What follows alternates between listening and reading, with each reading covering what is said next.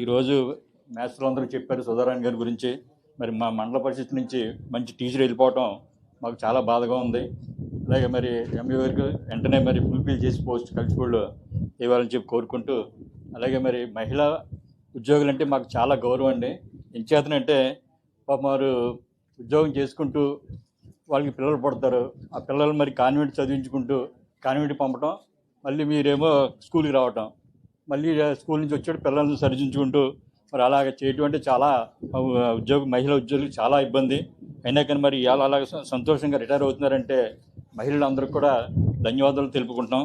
అలాగే మరి ఈ కార్యక్రమంలో గోపాలరాజు గారు ఉన్నారు.